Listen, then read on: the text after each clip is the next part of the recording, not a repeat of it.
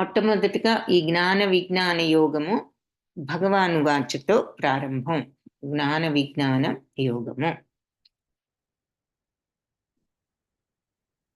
మయ్యాసక్త మనః పార్థ యోగం యుంజన్మదాశ్రయః అసంశయం సమగ్రం మాం యథా జ్ఞాస్యసి తచ్ఛృణు. మయాసక్త మనః పార్థ, మనస్సును నా మీద ఆసక్తితో మనస్సును నా మీదే పెట్టి పార్థ అర్జున, యోగం యుంజన్, ఈ యోగంలో గనక మదాశ్రయం, నన్ను ఆశ్రయించి ఈ యోగంలో యుక్తులైన వాళ్ళు అసంశయం సమగ్రమా, నిస్సందేహంగా కంప్లీట్గా నన్ను యథాజ్ఞాస్యసి, ఏ రకంగా తెలుసుకుంటారో తచ్ఛృణు, ఇప్పుడు విను అని అంటున్నారు. వివరిస్తాను, విను.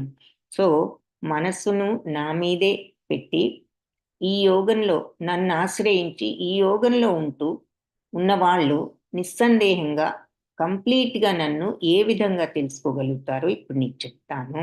మనస్సు నా మీదే నిలిపి నన్నే ఆశ్రయించి ఇటువంటి యోగాన్ని ఆచరిస్తూ ఉన్న వాళ్ళు సందేహం లేకుండా అసంశయం నిస్సందేహంగా నన్ను సమగ్రంగా ఎలా తెలుసుకోగలరో వివరిస్తాను, విను అంటున్నారు. సో భగవంతుడి మీద ఆసక్తితో ఆయన్ని ఆశ్రయించి మనం మనస్సును ఆయన మీదే ఆ ధ్యానంలో గనక ఉన్నప్పుడు, ఆ ధ్యాన యోగాన్ని ఆశ్రయించినట్లయితే ఆయన్ని కంప్లీట్గా తెలుసుకోవచ్చు అని మనకి ఇక్కడ అర్థమవుతుంది. సో ఎలా అలా నన్ను కంప్లీట్గా తెలుసుకుంటారో చెప్తాను, విను. జ్ఞానం తేహం సవిజ్ఞానం ఇదం వక్ష్యామ్యశేషతః యజ్ఞాత్వా నేహ భూయః అన్యత్ జ్ఞాతవ్యమవశిష్యతే. నేను ఇప్పుడు నీకు జ్ఞాన విజ్ఞానాలతో సహా, జ్ఞానంతే అహం సవిజ్ఞాన, నేను జ్ఞానము మరియు విజ్ఞానాలతో సహా ఇదం వక్ష్యామి అశేషతః, ఇది చెప్తాను. అశేషతః అంటే కంప్లీట్గా ఏమీ మిగలకుండా మొత్తం చెప్తాను.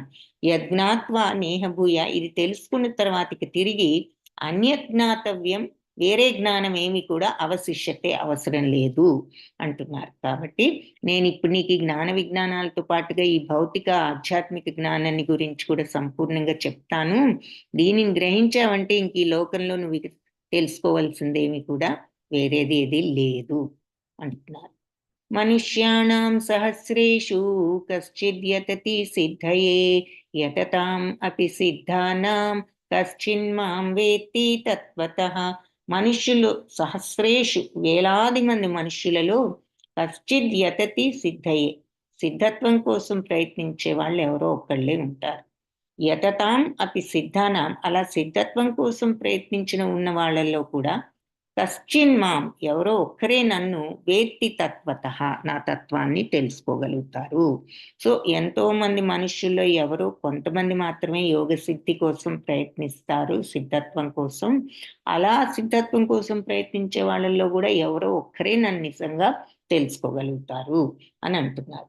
దానికి ఎగ్జాంపుల్ ఏంటంటే, ఇక్కడ పరుగు పందాలు లాంటివి ఏదైనా ఉన్నాయనుకోండి, మరి మనం ఫస్ట్ ప్రతి స్టేట్లో నుంచి కొంతమందినే సెలెక్ట్ చేస్తారు. ఎంతో మంది వస్తారు పార్టిసిపేషన్కి, వాళ్ళల్లో కొంతమందిని మాత్రమే సెలెక్ట్ చేస్తారు. ఆ కొంతమంది స్టేట్ నుంచి మళ్ళీ నేషనల్స్కి వెళ్తే వాళ్ళందరూ కంపీట్ చేస్తే ఎవరో ఒక్కళ్ళే ఫస్ట్ వస్తారు. సో అది ఆ ఎగ్జాంపుల్ చూపిస్తున్నారు. ఎంతో మంది యోగ సిద్ధి కోసం ప్రయత్నించే వాళ్ళల్లో వేలాది మందిలో కొంతమందే యోగ సిద్ధి కోసం ప్రయత్నిస్తారు, ఎక్కడో కొంతమంది. వాళ్ళల్లో కూడా నన్ను నిజంగా తెలుసుకునే వాళ్ళు ఎక్కడో ఒకళ్ళు ఉంటారు. భూమిరాపో నలో వాయు కమ్మనో బుద్ధిరేవచ అహంకార ఇతేయం మే భిన్నా ప్రకృతిర్ అష్టధా. సో భూమి, నీరు, అగ్ని, గాలి, ఆకాశం, మనస్సు, బుద్ధి, అహంకారం, ఇలా 8. భూమి, ఆపో, నీరు, నలో అంటే ఆకాశం, మరి వాయువు,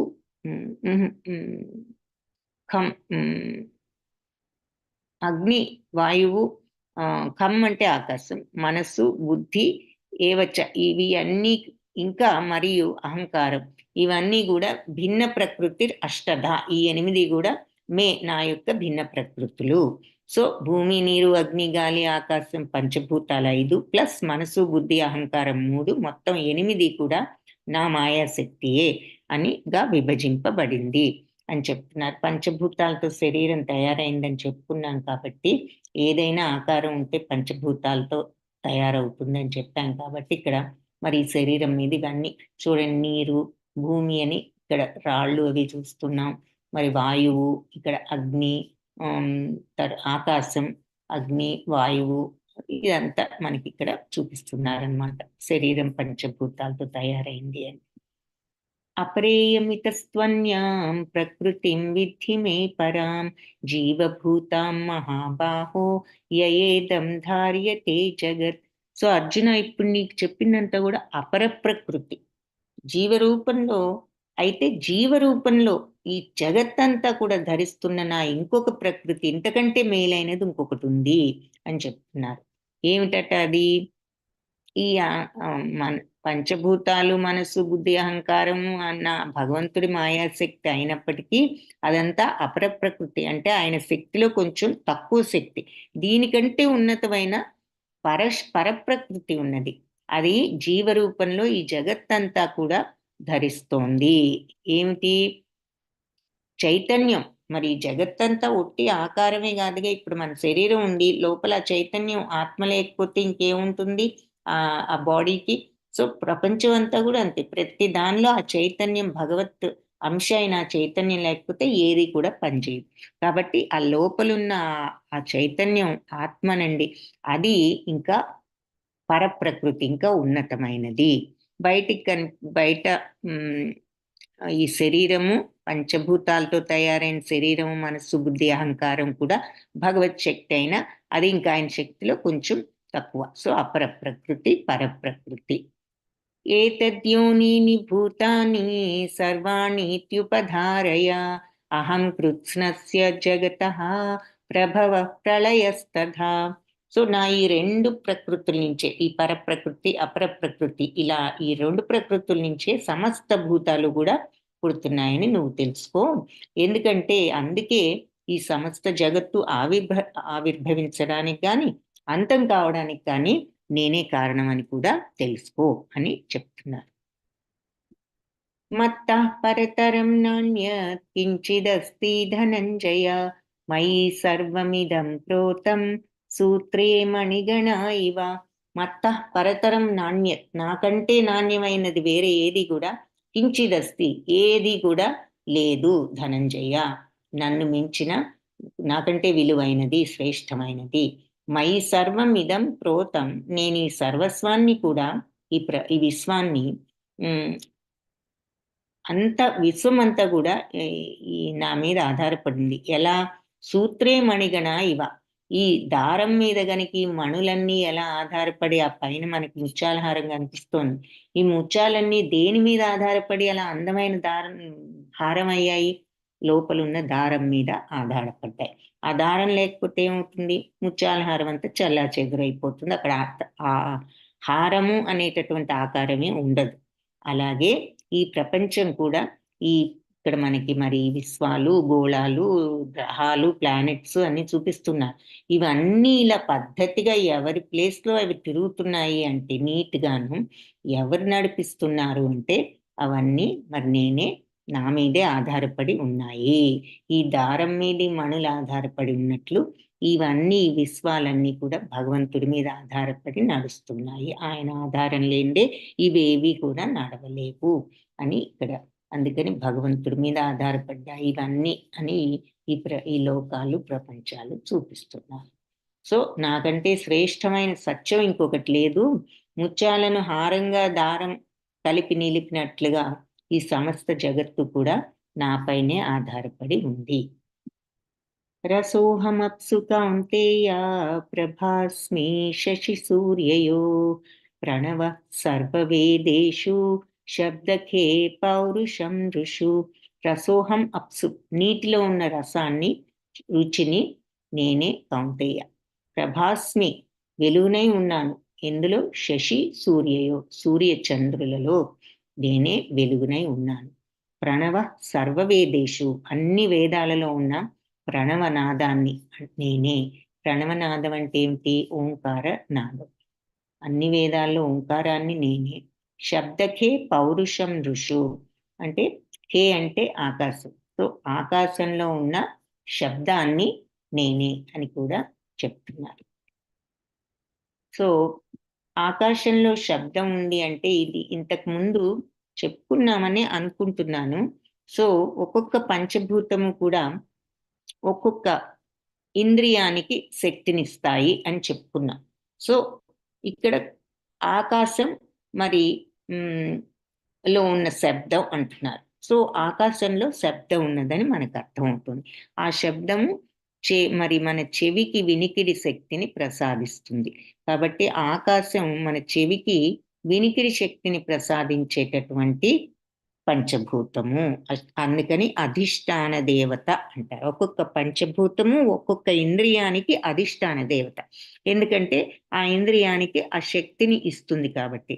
ఇక్కడ ఆకాశం వినికిడి శక్తిని మన చెవికి ప్రసాదిస్తోంది కాబట్టి మన చెవికి అధిష్టాన దేవత ఆకాశం అని చెప్తారు. సో ఆకాశం అన్ని పంచభూతాల ఐదిట్లో కూడా అతి సూక్ష్మమైనది. కంటికి కనిపించదు, తగలదు, వినిపించదు. అంటే వినిపించదంటే శబ్దం ఉంది, ఆకాశమే శబ్దం. అందుకే ఆ శబ్ద తరంగాల నుంచే మరి మన సెల్ ఫోన్స్, టీవీలు ఇవన్నీ ఎలా పనిచేస్తున్నాయి? ఈ ఆకాశంలో ఉండే శబ్దంతో ఆ తరంగాలను తీసుకుని ఆ శబ్దాన్ని గ్రహించి తరంగాలుగా ఇవి మనకు అవి సప్లై చేస్తున్నాయి అన్నమాట. సెల్ ఫోన్ కానీ, టీవీకి కానీ, రేడియోకి కానీ, వీటన్నిటికీ. కాబట్టి ఆకాశంలో ఎంతో సూక్ష్మమైనది. పంచభూతాల్లో అన్నిట్లోకి అత్యంత సూక్ష్మమైన ఆకాశంలో శబ్దం ఉన్నది. ఇక నెక్స్ట్ వాయువు. వాయువు కూడా ఇంతే, కంటికి కనిపించదు కానీ వాయువు మనకి తగులుతుంది.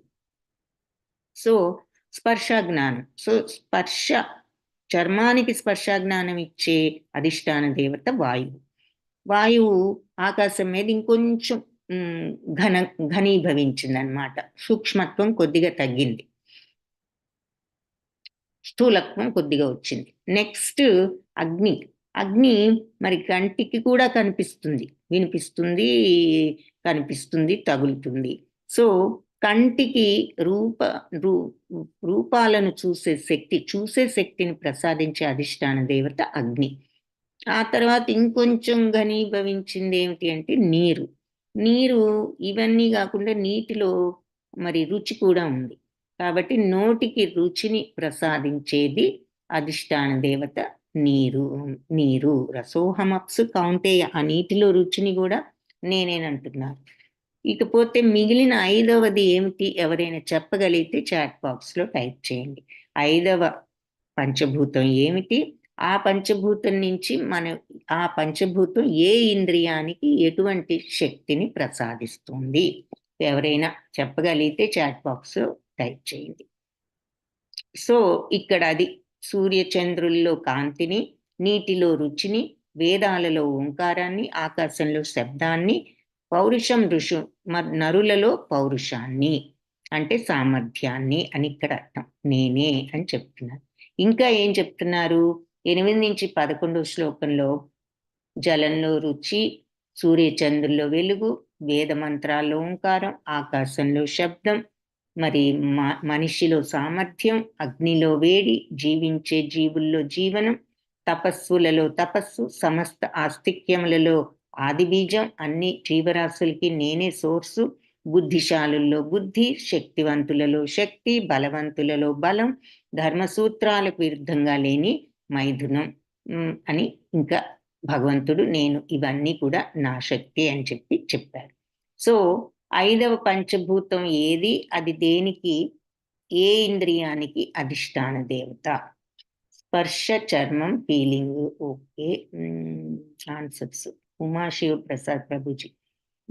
భూమి, ముక్కుకు వాసన శక్తి. Excellent, very good, correct answer. మిగిలిన పంచభూతం ఏది అంటే 5వది భూమి, అది ముక్కుకు వాసన శక్తిని ప్రసాదిస్తుంది. Very good. కుమార్ ప్రభుజీ కూడా వాసన, ముక్కు, భూమి, కరెక్ట్. స్పర్శ, చర్మం, ఫీలింగ్.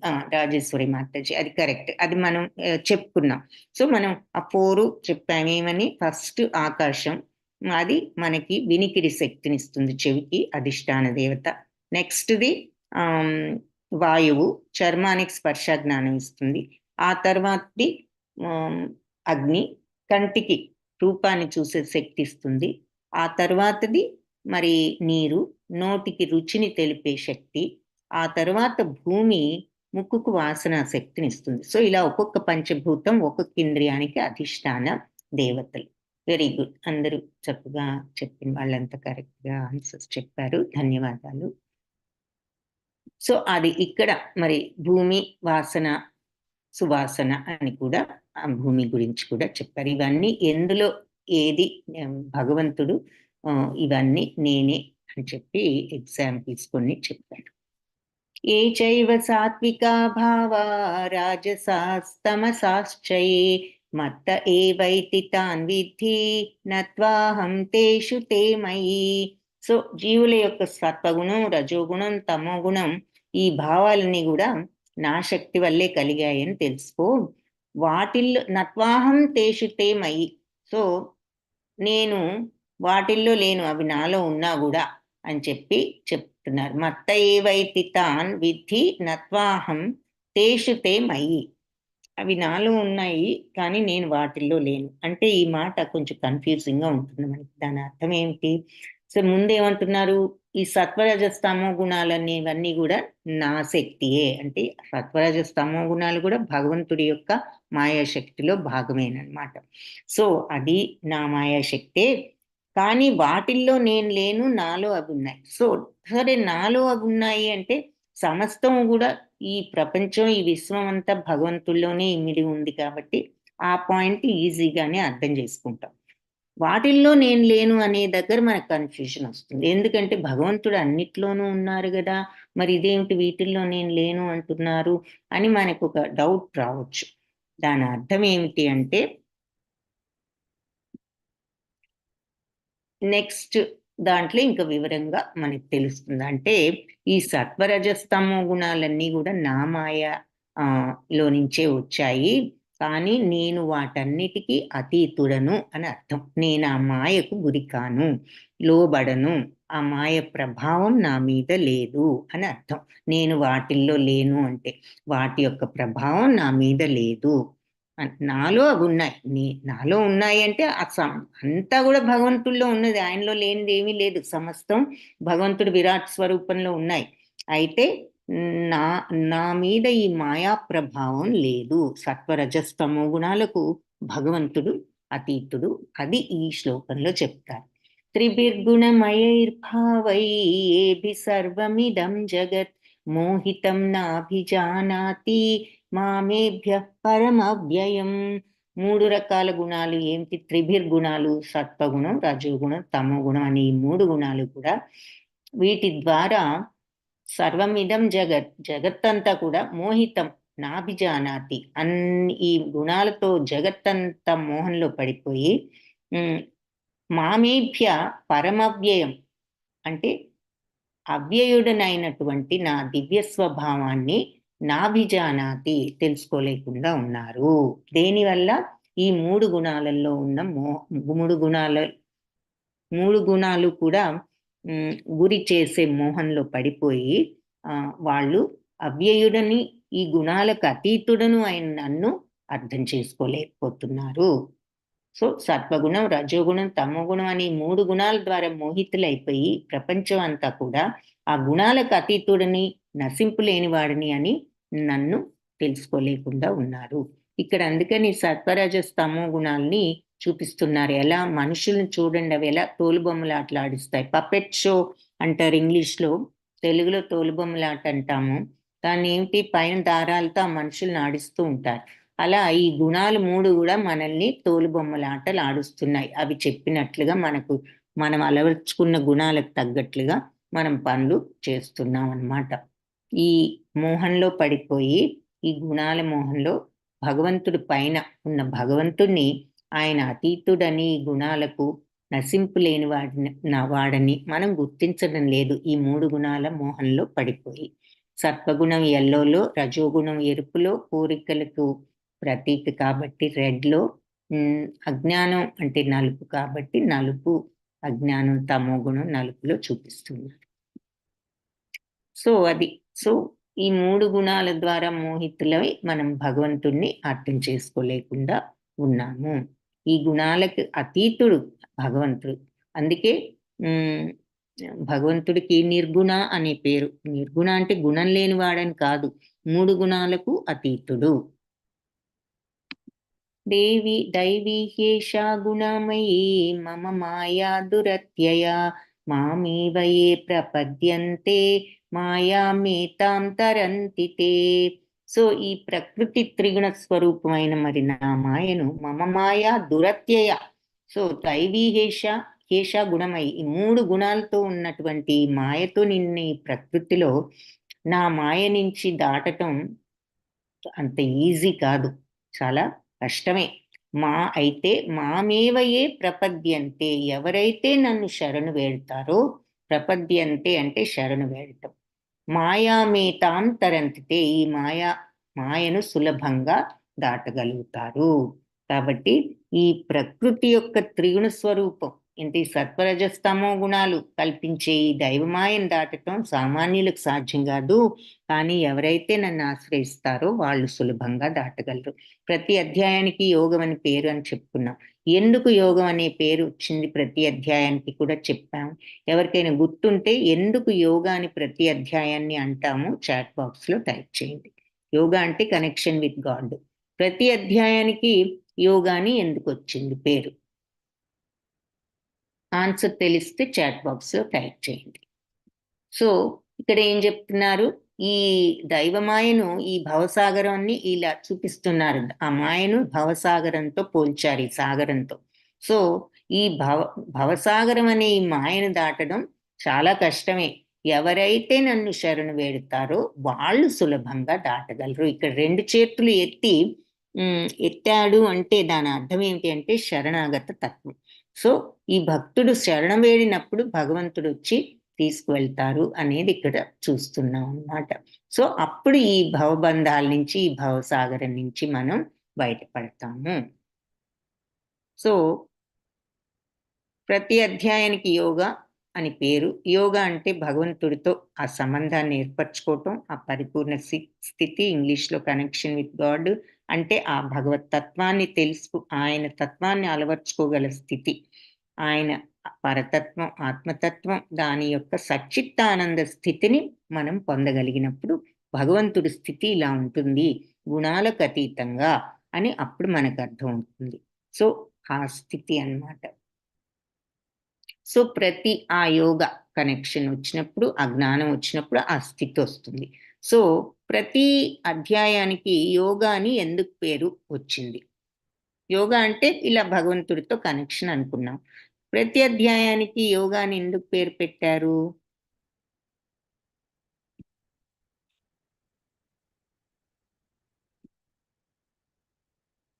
భగవంతునితో ప్రత్యక్ష సంబంధమే యోగము, connection with God. Rajeshwari Mataji, okay, very good. అది యోగా అంటే డెఫినిషను. ఇంగ్లీష్లో మనం కనెక్షన్ విత్ గాడ్ అంటున్నాం ఈజీగాను. అయితే ఎవ్రీ చాప్టర్కి, ప్రతి అధ్యాయానికి యోగము అని ఒక పేరు, లాస్ట్లో యోగము అని ఉంటుంది. ఎందుకు వచ్చింది ప్రతి అధ్యాయానికి ఆ యోగము అనే పేరు ఎందుకు వచ్చింది అనేది మన ప్రశ్న. సో ఎవరికైనా అంటే భగవంతుడితో కనెక్షన్ పెట్టుకోవడం యోగా అనుకున్నాము, భగవంతుడితో సంబంధం పెట్టుకోవడం యోగా అనుకుంటున్నాము. ప్రతి అధ్యాయాన్ని యోగా అని ఎందుకు అంటున్నాం? అది ఎవరికైనా ఆన్సర్ తెలిస్తే చెప్పచ్చు చాట్ బాక్స్ లో. మాం దుష్కృతినో మూఢా ప్రపద్యంతే నరాధమాః మాయయాపహృత జ్ఞాన ఆసురం భావమాశ్రితాః. సో నన్ను దుష్కృతులు, మూఢులు, ప్రపద్యంతే నరాధమా. సో మరి కొంతమంది ఈ దుర్మార్గులు కానీ, మూఢులు కానీ, నరాధములు కానీ, లేదంటే అంటే నన్ను శరణు వేడని వాళ్ళు కొందరున్నారు. మాయయాపహృత జ్ఞాన, మాయలో పడిపోయి ఉన్న జ్ఞానాన్ని కూడా మర్చిపోయిన వాళ్ళు. ఆసురం భావమాశ్రితాహ అంటే రాక్షస భావాలు ఉన్న వాళ్ళు. వీళ్ళంతా కూడా నన్ను పొందలేరు అని చెప్తున్నారు. సో ఎవరు వాళ్ళు అంటే ఇలా ఆసురం భావమాశ్రిత, అసురీ భావాలను ఆశ్రయించిన వాళ్ళు, మాయలో పడి హృదయంలో ఉన్న జ్ఞానాన్ని కూడా కోల్పోయిన వాళ్ళు, మరి నరాధములు, మూఢులు, వీళ్ళంతా కూడా నన్ను శరణు వేడరు అని చెప్తున్నారు. ఇలాంటి ఇక్కడ ఎగ్జాంపుల్స్ చూపిస్తున్నారు. ఇంకా శరణాగతి కోరిన నలుగురెవరో మళ్ళీ చెప్తున్నారు. మూఢులు, నరాధములు, మాయయాపహృత జ్ఞాన మాయా ప్రభావం వల్ల ఉన్న జ్ఞానం కూడా కోల్పోయి తప్పుదారి పట్టిన మేధావులు, ఆసురం భావం ఆశ్రిత రాక్షస గుణాలు ఉన్నవాళ్ళు. అంటే ఇక్కడ చెప్పారు కదా, ఈ దైవమాయను దాటటం సాధ్యం కాదు, చాలా కష్టమే. కానీ ఎవరైతే నన్ను ఆశ్రయిస్తారో వాళ్ళు సులభంగా ఆశ్రయించడం అంటే ఏమిటి? ఆ శరణాగత తత్వాన్ని పెంచుకోగలుగుతాం. అంటే మరి ఏది భగవంతుడి ఏది జరిగినా కూడా భగవత్ ప్రసాదం అని ఆయన మీద అంతగా మనం యాక్సెప్టెన్స్ ఉన్నప్పుడు ఆ విశ్వాసంతో మనం ఏదైనా భగవంతుడు ఇచ్చింది ప్రసాదం అనుకోగలిగినంత శరణాగత తత్వం ఉన్నప్పుడు దానిని సులభంగా దాటగలుగుతారు. సో నలుగురు ఈ మూఢులు, మరి నరాధములు, మాయాపహృత జ్ఞానులు, రాక్షస భావాలు ఉన్న వాళ్ళు నన్ను ఎప్పుడు కూడా శరణు వేడరు. వీళ్ళ నలుగురు. అయితే నన్ను శరణు వేడే వాళ్ళు ఒక నలుగురు ఉన్నారు. వాళ్ళెవరంటే, చతుర్విధ భజంతే మాం జన సుకృతినో అర్జున ఆర్తో జిజ్ఞాసురర్థార్థి జ్ఞాని చ భరతర్షభ. సో 4 రకాలుగా నన్ను భజించే వాళ్ళు ఉన్నారు జనులు. సుకృతులు అంటే సన్మార్గులు. అర్జున, ఎవరంటే ఆర్తులు అంటే కష్టాల్లో ఉన్నవాళ్ళు, జిజ్ఞాసులు తెలుసుకోవాలనే కుతూహలం ఉన్నవాళ్ళు, జ్ఞానాన్ని భగవంతుడిని, అర్థార్థులు అంటే అర్థం అంటే ఇక్కడ సంపద కోసం నన్ను ప్రార్థించే వాళ్ళు ఉన్నారు. జ్ఞానీచ మరియు జ్ఞానులు. భరతర్షభ అంటే అర్జునుని సంబోధిస్తున్నారు, భరతవంశ శ్రేష్ఠుడా అని. కాబట్టి భరతవంశ శ్రేష్ఠుడా, నన్ను ఆపదలో ఉన్న వాళ్ళు ఆర్తులు, ఆత్మతత్వం తెలుసుకోవాలనే జిజ్ఞాసతో ఉన్నవాళ్ళు జిజ్ఞాసులు, సిరి సంపదలు కోరేవాళ్ళు అంటే అర్థార్థులు, మరియు ఆత్మజ్ఞానం ఉన్నవాళ్ళు జ్ఞానీచ. వీళ్ళు ఈ 4 రకాల పుణ్య పురుషులు నన్ను భక్తితో, నా పట్ల భక్తితో ఉంటారు అని చెప్తున్నారు. సో ఆర్తులు అంటే బాధల్లో ఉన్న వాళ్ళు, వాళ్ళకి ఎగ్జాంపుల్స్గా మరి గజేంద్ర మోక్షంలో గజేంద్రుణ్ణి, ద్రౌపది వస్త్రాపహరణం అప్పుడు మరి ఎవరు ఆవిడికి హెల్ప్ చేయలేకపోతే గురువులు, రాజులు, పెద్దవాళ్ళు దగ్గర నుండి ఆఖరి భర్తల వరకు ఎవరు కూడా ఆవిడకి సహాయం చేయలేకపోతే మరి భగవంతుణ్ణి వేడుకుంటే ఆయన వచ్చి సహాయపడ్డారు. కాబట్టి అదొక ఎగ్జాంపుల్గా ఆర్తులు అన్నదానికి అది కూడా చూపిస్తున్నారు. తర్వాత జ్ఞానాభిలాషి అంటే ఇక్కడ ఉన్నది వ్యాస మహర్షి, బకులాదేవి వాళ్ళ కుమారుడు సుఖదేవ మహాముని. ఆయనే భాగవతం చెప్పింది మన పరీక్షిత్ మహారాజుకు. సో ఆ సుఖదేవ మహాముని చాలా రోజులు తల్లి గర్భం నుంచి బయటికి రావడంలా, ఎందుకంటే వస్తే ఈ మాయలో పడిపోయి అజ్ఞానంలో పడిపోతాను అని.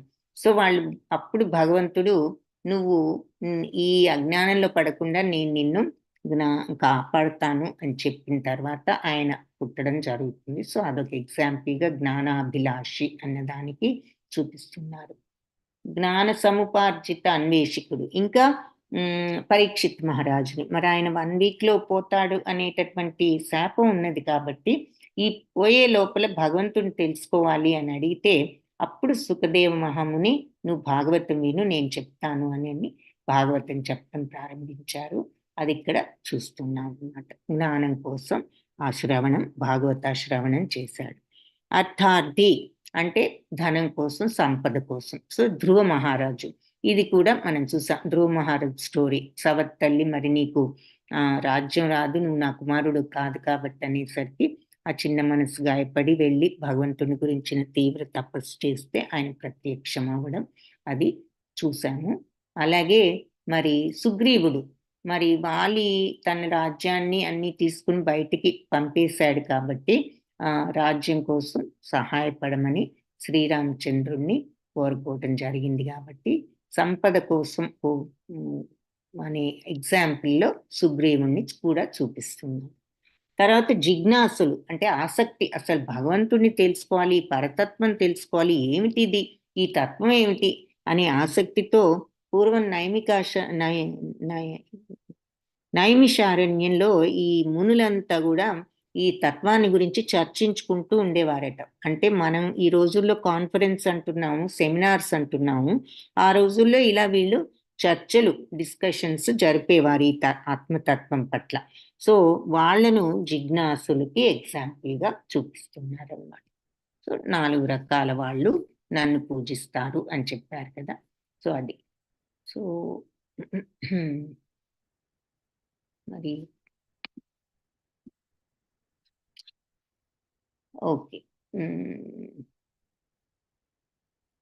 భగవంతుడే అన్ని విషయాలు అర్జునుడికి చెప్తున్నాడు. అర్జునుడు వినడాన్ని కూడా భగవంతునితో కలిసి యోగంగా మార్చుకున్నారు. రాజేశ్వరి మాతాజీ. అది ఒక గుడ్ వ్యూ పాయింట్ యాక్చువల్‌గా. భగవంతుడు అర్జునుడికి చెప్తున్నారు. అర్జునుడు వినడాన్ని కూడా భగవంతుడితో కలిసి యోగంగా మార్చుకున్నాడు అని అంటున్నారు. Very good. అది ఒక గుడ్ పాయింట్. ఇంకొకటి అంటే యోగము అంటే భగవంతుడితో కనెక్షన్ కాబట్టి ఇక్కడ మనం అలా అర్థం చేసుకోవచ్చు. భగవంతుడితో సంభాషిస్తున్నాడు, అర్థం చేసుకుంటున్నాడు కాబట్టి అన్నిటికీ కూడా యోగం అనే పేరు అని. తరువాత మరి ప్రతి అధ్యాయంలో కూడా భగవంతుడిని చేరుకోవడం ఎలాగు అనేది కనీసం ఒక్క శ్లోకంలో అయినా ఉంటుంది. ఇంకా ఒక్కొక్కసారి మోర్ దెన్ 1 శ్లోకాస్‌లో ఉంటుంది. ఇక్కడ చెప్తున్నారు గదా! ఫర్ ఎగ్జాంపుల్ ఈ శ్లోకం తీసుకోండి. దైవీ హ్యేషా గుణమయీ మమ మాయా దురత్యయా మామేవ యే ప్రపద్యంతే మాయామేతాం తరంతి తే. అంటే ఈ త్రిగుణ స్వరూపమైన దైవమాయను దాటటం సామాన్యులకు సాధ్యపడదు.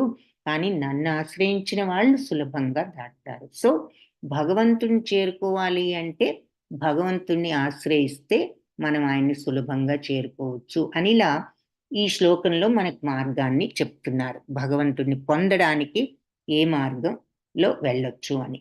సో అట్లా ఇలాంటి శ్లోకాలు ఒక్కటి ఆర్ మోర్ దెన్ 1 ఉంటాయి ప్రతి అధ్యాయంలో. కాబట్టే ప్రతి అధ్యాయానికి యోగా, ఆ భగవంతుడితో కనెక్షన్ ఎలా ఏర్పరచుకోవచ్చో చెప్పారు కాబట్టి ప్రతి చాప్టర్‌కి యోగా అనే పేరు వచ్చిందండి.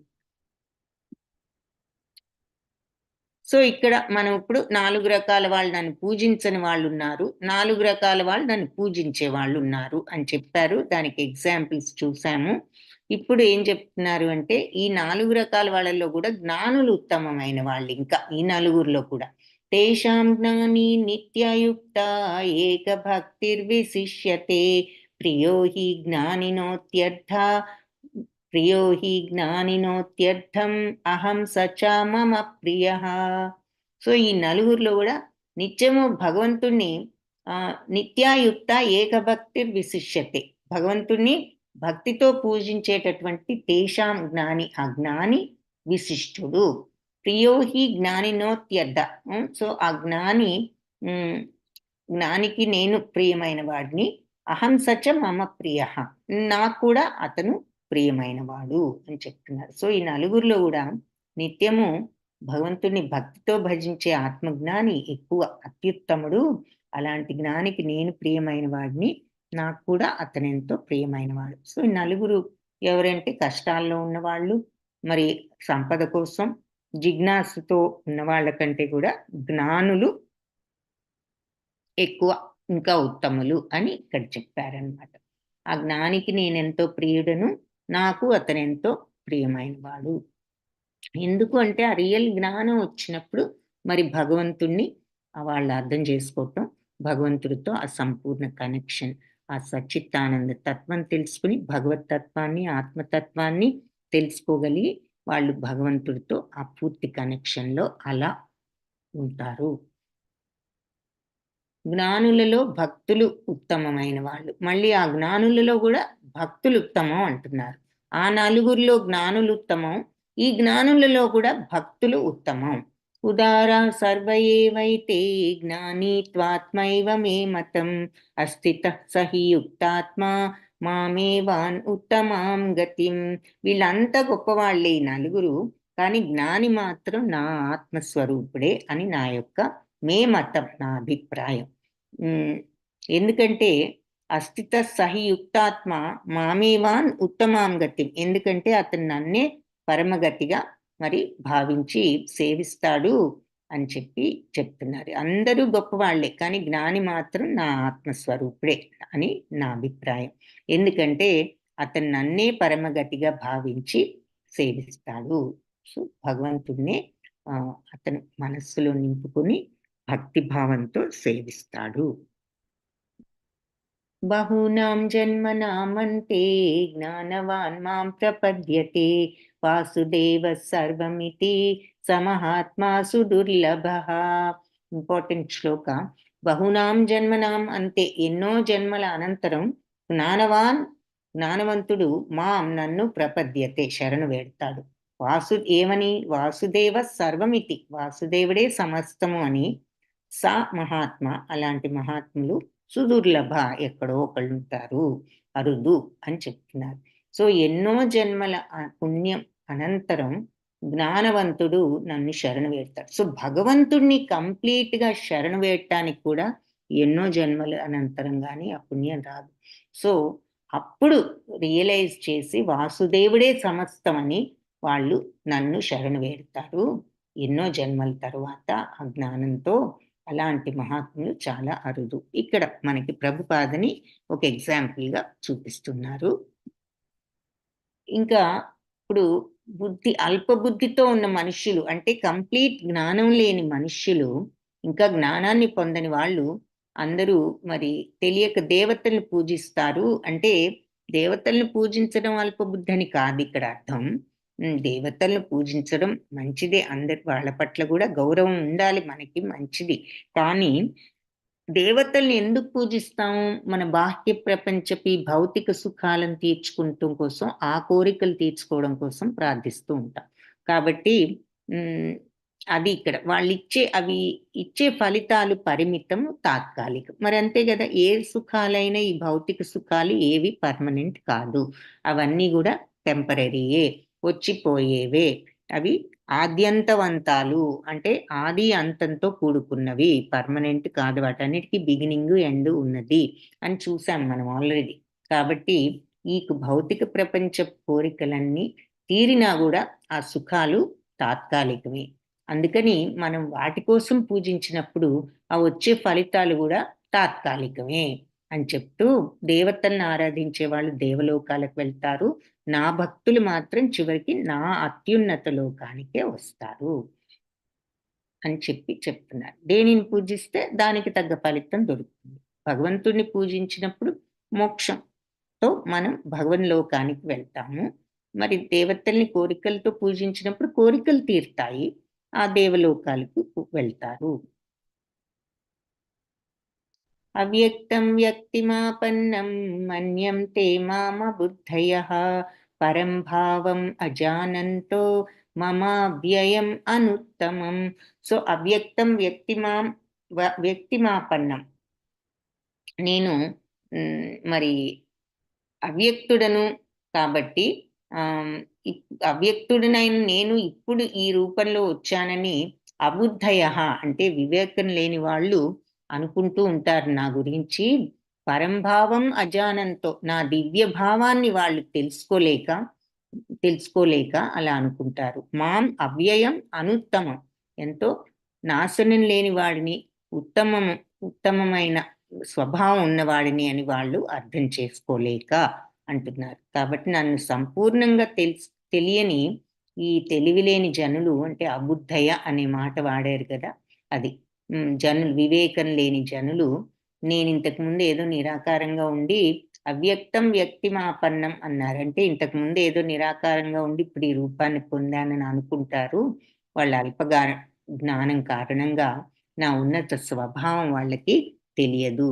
ఇది నశించనిది, మహోన్నతమైనది. మమ అవ్యయం అనుత్తమం. అవ్యయం అంటే నాశనం లేనిది అని అంటాం. వ్యయం అంటే ఖర్చు అవడం, అవ్యయం అంటే ఖర్చు కానిది, అంటే నాశనం కానిది. అనుత్తమం ఉత్తమమైనది అని వాళ్ళు తెలుసుకోలేకుండా ఉన్నారు నా యొక్క ఈ నశించని మహోన్నత స్వభావాన్ని. వేదాహం సమతీతాని వర్తమానాని చ అర్జున భవిష్యాని చ భూతాని మాం తు వేదన కశ్చన. సో అర్జున, దేవాది దేవుడిగా ఈ భూత భవిష్యత్ వర్తమాన కాలాలకు సంబంధించిన జీవులంతా కూడా నాకు తెలుసు. అయితే నేను మాత్రం ఎవ్వరికీ తెలియదు. భగవంతుణ్ణి అర్థం చేసుకోవటం చాలా అరుదు అని ఇక్కడ చెప్తున్నారు. నాకు ప్రతి జీవి భూత భవిష్యత్ వర్తమానాల్లో ఉన్న అన్ని జీవులు నాకు తెలుసు. ఏషాం త్వంతగతం పాపం జనానాం పుణ్యకర్మణాం. ఎవరు భక్తులు కాగలరు అనేది ఇక్కడ చెప్తున్నారు. తే ద్వంద్వమోహ నిర్ముక్త భజంతే మాం దృఢవ్రతాః.